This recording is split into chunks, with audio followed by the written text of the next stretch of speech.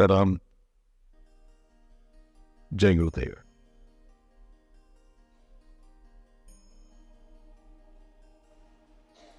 मुझे अपार आनंद हो रहा, बहुत खुशी हो रही आप सबके दर्शन करके और आप सबके भीतर बैठे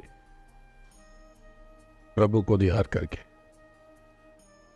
यह अवसर भी बड़ा सुंदर है, दो पर्व आप एक साथ मना रहे, श्री कृष्ण जन्माष्टमी और गणेश चतुर्थी। क्या आपने सोचा है कि जन्माष्टमी क्या है? वो कथा तो अच्छी है और सत्य है, लेकिन जन्माष्टमी और गणेश चतुर्थी ये पर्व के रूप में हम इसको क्यों मनाते?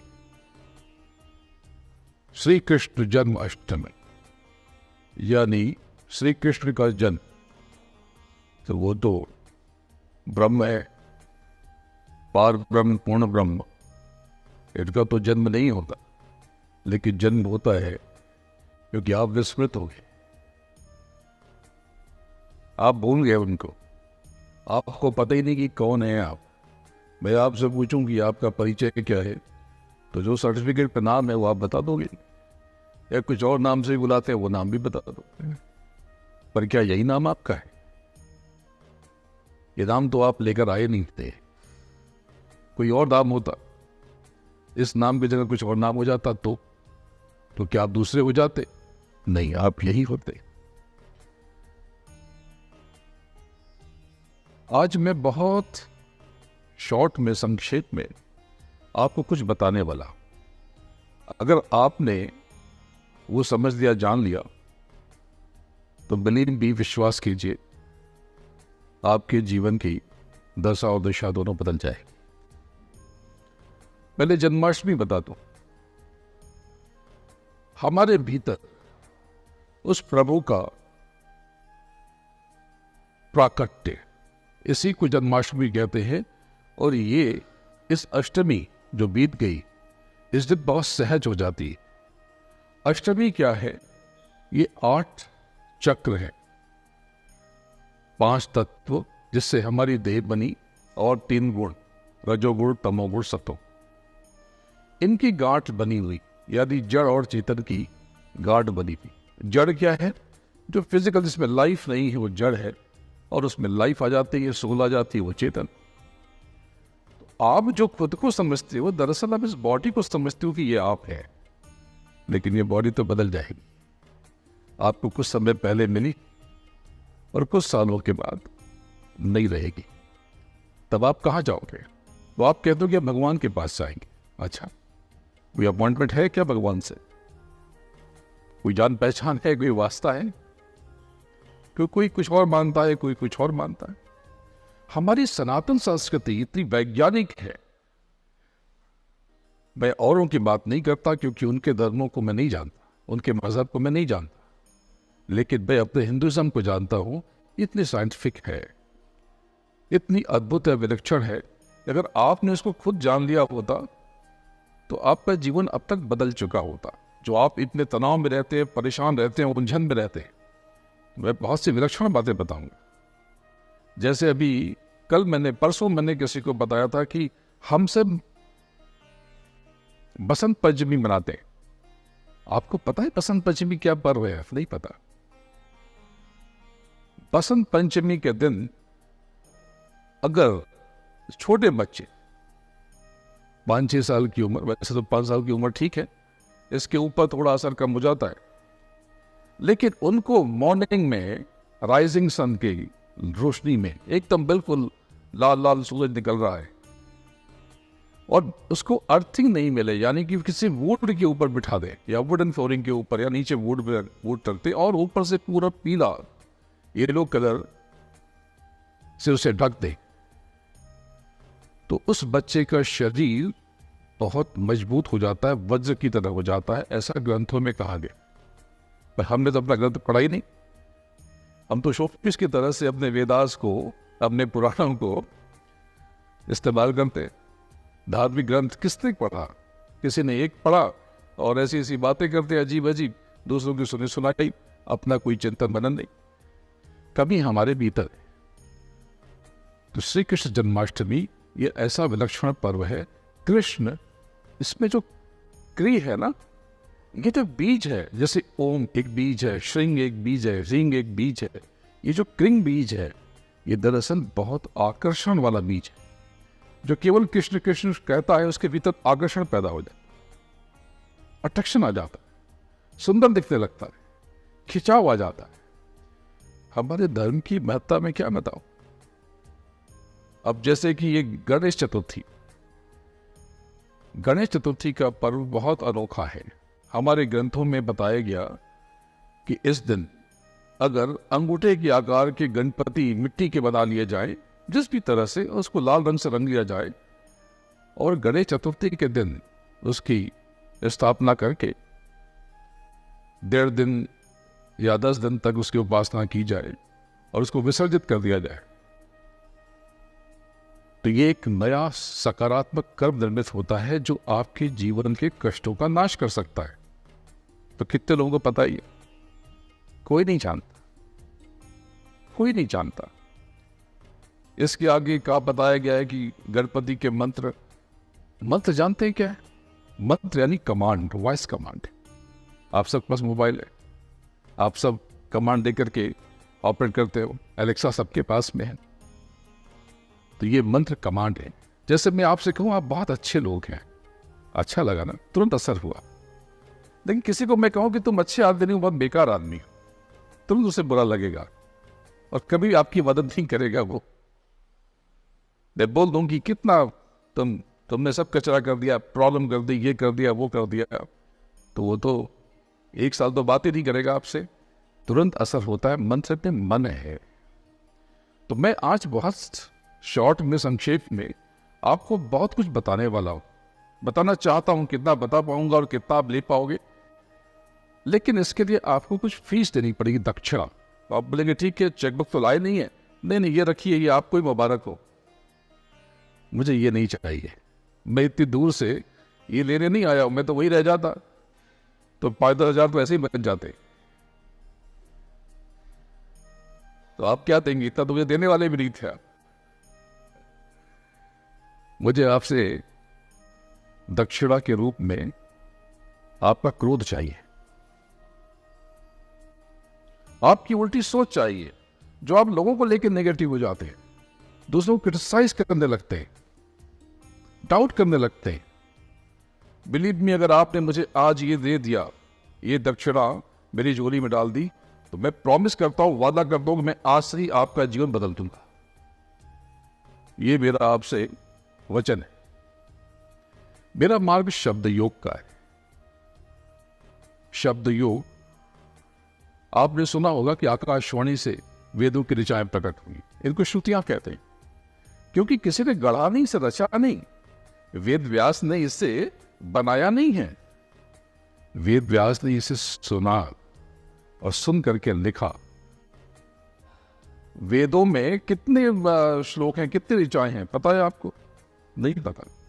1 लाख श्लोक थे, अब मुश्किल से 20,496 बचे, खो गए। जिसने सुना उसने लिखा, और कब वेद व्यास हुए और तब से लेकर के आज तक ये खो गए। लेकिन मैं वो जो वेदों की ऋचाएं हैं वो सुनना सिखाता हूं। विश्वास कीजिए कि जो मैं कह रहा हूं इसमें बिल्कुल सच्चाई है। आप अपने हिडन सेंसेस एक्टिवेट कर सकते, एक्टिव कर सकते। हम सबके बाहर ये जो 2 कान हैं और ये 2 आंख हैं और ये 2 नाक है, इसके अलावा 1 आंख और है, 1 कान और है, 1 नाक और है, जिसको हम दिव्य दृष्टि कहते हैं, ज्ञान चक्षु कहते हैं, शिव नेत्र कहते हैं। ये हमारे भीतर है। शिव को पाने का रास्ता हमारे भीतर से जाता है। भगवान मंदिर में रहता है, और वो कौन सा मंदिर है? मंदिर यानी मन के अंदर, अपने भीतर। मैं किसी से घृणा करूं, किसी से जलूं, किसी को अनाप शनाप कहूं और किसी मंदिर में जाकर के घंटी बजा लूं, आरती कर लूं, तो क्या पूजा हो जाएगी? नहीं। मैं बहुत सच्चाई से आपको सच्ची बात सिखाता हूं। तो क्या ये मंदिर गलत है? नहीं, ये तो बहुत कमाल की चीज है। अगर आज आप सब ये इकट्ठा न होते इस पर्व के बहाने, तो आज हम ये सब बात न सुन पाते, न हम एक्सचेंज कर पाते, न मैं बता पाता। ये जो मंदिर बने हैं ये सच में बहुत कमाल के हैं। हम परेशान हैं, दुखी हैं, बेचैन हैं, क्योंकि हमने अपनी एनर्जी को बिखेर दिया, चिंदी चिंदी कर दिया, टुकड़े टुकड़े कर दिया। हम मंदिर में जाते हैं, कुछ देर बैठते हैं और उस प्रभु के चरणों में सब कुछ अपनी परेशानी अर्पित करते हैं। उसकी दृष्टि से एक ऊर्जा लेकर के आते हैं, एक ताकत लेकर के आते हैं, एक शक्ति लेकर के आते हैं। उस प्रभु की शक्ति जो हमारी ही शक्ति है, हमारी शक्ति और प्रभु की शक्ति में फर्क नहीं है। हम उस प्रभु के हैं, वो प्रभु हमारा है। हमारी आत्मा उस परम आत्मा का परम चेतना का अंश है। जब परम चेतना का अंश है तो छोटे मोटे प्रभु तो आप सब हो गए। फिर आप सब परेशान क्यों हो? सिर्फ इसलिए कि आप स्वयं को नहीं जानते। आपको इंग्लिश आती है, हिंदी आती है, पंजाबी आती होगी, गुजराती मराठी भी आती होगी, लेकिन आपको और कई भाषाएं नहीं आती होंगी। अगर आप उस कम्युनिटी में पहुंच जाएं तो खुद को अकेला महसूस करेंगे। लेकिन अगर आपने उनकी भाषा सीख ली तो सारी परेशानी मिट जाएगी। जैसे कि ये बहुत सुंदर लेक है, मैं बहुत देर से निहार रहा था इसे। इस पानी में जिसको स्विमिंग नहीं आती वो जाएगा तो डूब जाएगा। क्या पानी ने डुबा दिया? नहीं, हमें तैरना नहीं आया, हमारे भीतर वो स्किल डेवलप नहीं हुई। लेकिन जिसको स्विमिंग आती है वो तैर के निकल आएगा। इस बात को मैं कहता हूं कि if you can swim you can flight. आप उड़ भी सकते हैं। हमारे यहां योगी उड़ते हैं, बिल्कुल उड़ते हैं। तो पहली चीज, हम सब दौड़ रहे हैं संसार में। सुबह कल वीक शुरू हो जाएगा, वीकेंड खत्म हो गया। हम किन चीजों के लिए दौड़ रहे हैं? उन चीजों के लिए जो हम छोड़ के जाने वाले हैं। जैसे मैं आपके पास आया कुछ देर के लिए, मैं भूल जाऊं कि मैं क्यों आया, उसकी जगह मैं कहूँ ये काउच अच्छा नहीं है, ये चेयर अच्छी नहीं है, ये लो पैसे जाओ, डॉलर लो ले आओ, या कारपेट डाल दो, या पेंटिंग लगा दो, इसको ये कर दो, लाइटिंग कर दो, ऐसा कर दो, वैसा कर दो, और मैं कार्ड स्वाइप करता जाऊं। अरे मुझे तो पता है ना कि मुझे कुछ देर में जाना है। मैंने क्या तमाशा खड़ा कर दिया? जैसा है वैसा बिता लेता, जो मिला वो खा लेता, उसमें रह लेता और उसको बेहतर बनाने की कोशिश करता। लेकिन अपने काम पे मैं फोकस करता, जिस काम के लिए आया। अगर मैं आपको सही तरीके से अपनी बात एक्सप्लेन कर पाता, आपको आध्यात्म सिखा पाता, बता पाता, आप खुद ही मदद कर देते। और मैं चाहूं तो यहां रुक भी नहीं सकता। मैं चाहूं कि मैं रह जाऊं तो मेरे पास वीजा नहीं है, 6 महीने के बाद मुझे बाहर ढकेल दिया जाएगा, फेंक दिया जाएगा। ऐसे ही संसार है। आप चाहेंगे ना तो फिर रह नहीं पाएंगे। आपने वो पूंजी कमाई नहीं जो आपको लेके जाना है। बात शॉर्ट में, संक्षेप में आपको बताता हूं, आध्यात्म का सार बताऊंगा।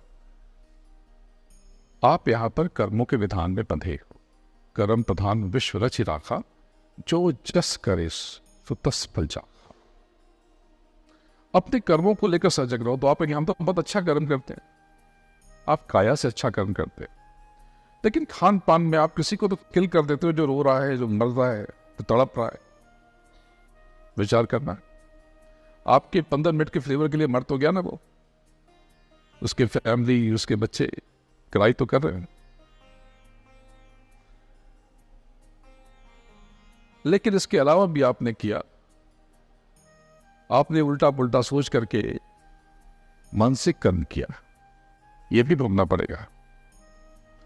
और आपने अनाप शनाप किसी के बारे में निंदा करके, क्रिटिसाइज करके, आलोचना करके आपने वाचिक कर्म भी किया। कर्म तो आप हर क्षण करते हो, देखो ये ऐसा है, वो बहुत बदमाश है, ये फलाना है, ये बेकार। आपको पता ये सब भोगना है। तो अगर आपने कर्मों को लेकर अगर समझ पैदा कर ली, एक जागृति आ गई, जागरण हो गया, आध्यात्म भी आपका ठीक ही हो जाएगा। आध्यात्म का मतलब पता है, स्वयं का बोध, और धर्म का मतलब है कर्म का बोध। आप बाहर कर्मकांड नहीं करते, कोई दिक्कत नहीं, आपके बाकी सारे कर्म ठीक हैं, ये सबसे बेहतर है। लेकिन अगर आप अपने कर्मों को ठीक करके आप इस कर्मकांड में अपने भीतर अपने मालिक की तलाश करते हो, उस प्रभु की तलाश करते हो, तो आपका जीवन सफल हो जाएगा। बहुत 3-4 मिनट में अपनी बात पूरी करता हूं। ये जो जगह है, आध्यात्म से आज्ञा चक्र कहा गया है। देह में 7 चक्र होते हैं, ये छठा चक्र है, इसके ऊपर सहस्रार, यही पर शिव नेत्र है। इसे आज्ञा चक्र क्यों कहते हैं पता है? अगर आप अपना फोकस यहां पे ले आते हैं, इससे एक्टिवेट कर लेते हैं, तो आप आज्ञा देने के काबिल बन जाते हैं। तो आप कहेंगे कि अभी भी ऑर्डर कर सकते हैं। नहीं, अभी तो गुलाम है अपनी इंद्रियों के, मन के, अन्य चीजों के। बॉडी कहती है, इंद्रियां कहती है कि भूख लगी है, तो आप कहते हैं इसको खाना दो। कहते कि भाई गर्मी लग रही है, तो कहते हैं एसी ऑन करो। कहते ठंड लग रही है, तो हीट ऑन करो। मन कहता है कि मूड नहीं है, तो आप कहते जा रहे, तो मैं तो जा रही हूं, जा रहा हूं, हो गया सत्संग, हो गए गेट टुगेदर। हम गुलाम हैं। जब आप नियमित रूप से प्रैक्टिस करते हो यहां पर लाने की, तो आप मालिक बन जाते हो। इस देह को खराब मत करो। आप जो करते हो, जिस तरह जो पूजा पद्धति फॉलो करते हो, जिसको भी मानते हो आप मानते रहो, जैसे भी करते हो आप करते रहो। कुछ समय खुद के लिए निकालो और अपने प्रभु से प्रेम कर लो। दोनों आंखों के बीच में लाने की कोशिश करो। अच्छा, तो आप मेडिटेशन सिखाते हैं? हाँ और ना दोनों बातें हैं इसमें, क्योंकि आप मेडिटेशन का मतलब समझते हैं कि आंख बंद कर लेना। अगर आंख बंद करने से मेडिटेशन होता तो सारे ब्लाइंड लोग योगी बन जाते। नहीं, मेडिटेशन का मतलब है अपने हिडन सेंसेस को एक्टिवेट कर लेना। तो ध्यान अकेला शब्द पर्याप्त नहीं है, एनफ नहीं है। ध्यान के साथ भजन भी है। अच्छा, जो अभी किया इन्होंने, ये बाहर से भजन किया। मैं जो भजन सिखाता हूं, इस भजन के साथ उस कॉस्मिक साउंड को सुनना, ये मेन टेक्निक है। तो बताइए, पहले भूमिका बनानी पड़ेगी और आपके भीतर चाहत पैदा करनी पड़ेगी। जब तड़प पैदा होगी तो मैं कहीं ना कहीं से आपको मिल ही जाऊंगा। जब इच्छा हो तो आप सर्च कर लीजिएगा नेट पर या कहीं पे, या संजीव जी से पूछ लीजिएगा, SADD सदगुरु, SHRI सतगुरु श्री, SADD, मैं आपको मिल जाऊंगा। लेकिन शॉर्ट में जल्दी से बता देता हूं कि दोनों आंखों को बंद करके करना क्या है। सामने एक बिंदु पर फोकस करना है, एक डॉट पर। ये सामने जो ये एक बहुत बड़ा कर्टन है, सारा खेल इसके बाद है और ये खुलता है। आप देख सकते हैं अपनी पास्ट लाइफ, प्रीवियस लाइफ। अगर जो देवी देवता जिनकी आपने पूजा की, उनके दर्शन ही ना किए तो बेकार हो गया। सामने है जो उसे लोग बुरा कहते हैं, और जिसको देखा ही नहीं उसको खुदा कहते हैं। ये ध्यान। और दूसरा भजन। भजन का मतलब होता है, जो आध्यात्म में भजन का मतलब भज और श्रवण। श्रवण यानी सुनना, भज यानी सिलेक्टेड साउंड सुनना। दोनों कान बंद करके यहां से ऊंचा ध्यान करके आप जब कभी बैठेंगे तो एक वाइब्रेशन सुनाई पड़ेगी। ये आवाज कैसी है? जो घर में छोटी घंटी होती है, जोर से बजाइए, बस वैसी ही आवाज है। तो जब आप चढ़ेंगे, तरह तरह की आवाजें और सुनाई पड़ेंगी। तो इस साउंड वेव को आपको कैच करना है। तो ये इतना आसान नहीं है कि मैं 10 सेकंड में आपको सिखा दूं। लेकिन हाँ, अगली बार कभी मौका मिला तो जरूर बताऊंगा। लेकिन अगर आपने मुझे ये दक्षिणा दे दी जो आपसे मांगी है क्रोध की, तो मेरा विश्वास कीजिए, मैं आपको वचन देता हूं कि आपके जीवन में आज से ही परिवर्तन शुरू हो जाएगा, बदलाव आने लगेगा। ब्लॉक्स रिमूव कीजिए, जो गांठें बांधी हैं रिश्तों में, उल्टी पुल्टी, ये छोड़िए। अपने कर्मों पर फोकस कीजिए। आपको क्या करना है इसकी जिम्मेदारी लीजिए, कौन क्या करता है जाने दीजिए। ये ज़िंदगी का सफ़र बहुत छोटा सा है। आगे किसी न किसी स्टॉप पे पहले ये उतर जाएंगे, मैं उतर जाऊंगा, वो उतर जाएंगे, सबको उतरना है। हम सब मुसाफिर हैं, सब कुछ यहाँ से चले जाना है। इन कड़वी बातों को छोड़ करके एक दूसरे के कंधे से कंधा मिला करके अपने देश के बारे में सोचे, सनातन संस्कृति के बारे में सोचे, स्वयं के बारे में सोचे, अपने जीवन के बारे में सोचे। स्वयं का बोध ही आध्यात्म है। कहना बहुत कुछ है लेकिन समय बहुत थोड़ा, फिर भी आपका तो 5-10 मिनट शायद मैंने ज़्यादा ले लिया, उसके लिए क्षमा चाहता हूँ। अगली बार मिलूंगा तो बहुत कुछ बताना चाहता हूँ। सब्जेक्ट मेरा इतना है कि कम से कम घंटा 1.5 घंटा लग जाता है, तो बताना बहुत कुछ चाहता हूँ। पर आप सबसे मिलकर बहुत अच्छा लगा। मैं इस तरह के फंक्शन में जा नहीं पाता, लेकिन मैं आप सबको निहारता रहा, देखता रहा, बहुत खुशी होती थी, खुशी हो रही थी। ये सारे रिश्ते एक जन्म के नहीं हैं, कोई ना कोई तार कहीं ना कहीं से जुड़ा होगा। बहुत अच्छा लगा आप सबके बीच आकर के। आप सबको प्रणाम करता हूँ, अपने गुरु महाराज के चरणों में नमन करता हूँ, और फिर मौका मिला तो आपको कुछ और बताऊंगा। प्रणाम, जय गुरु।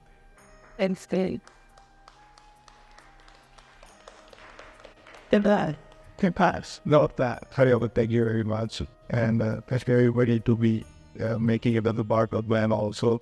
And it just so happened that he is on his way to Houston. And Doc Saab has to go to Houston.